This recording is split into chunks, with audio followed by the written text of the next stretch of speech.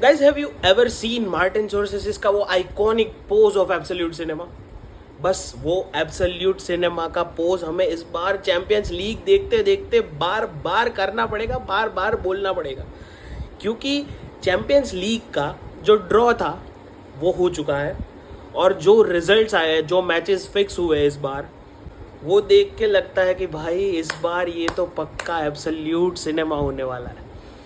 अगर हम कुछ इम्पॉर्टेंट मैचेस की बात करें तो जो प्लेयर्स अपनी टीम से ट्रांसफ़र होके दूसरी टीम में गए हैं उनके मैचेस भाई उन्हीं की एक्स टीम के सामने, अगर हम बात करें ट्रेंट अलेक्जेंडर आर्नोल्ड का मैच एनफील्ड में होगा किसके सामने? लिवरपूल के सामने, रियल मैड्रिड वर्सेस लिवरपूल।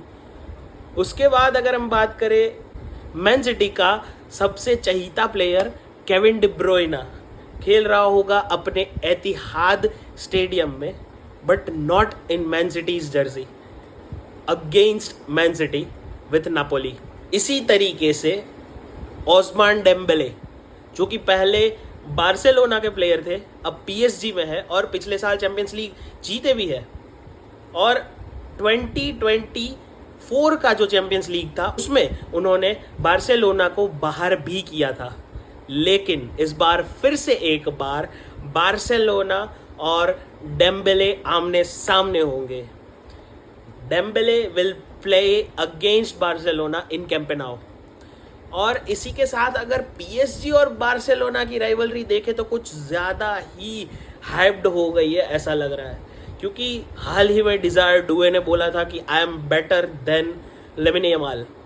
अब प्रूव करो, अब मौका मिला है तो प्रूव करो।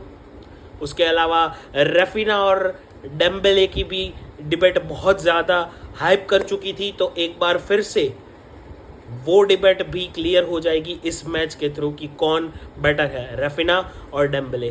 खैर बैलन डोर तो वो बैटल क्लियर कर ही देगा, लेकिन हम बैलन डोर पे भरोसा कर नहीं सकते, क्योंकि अगर हम बैलन डोर की बात करें तो 2024 का बैलन डोर हम कैसे भूल सकते हैं?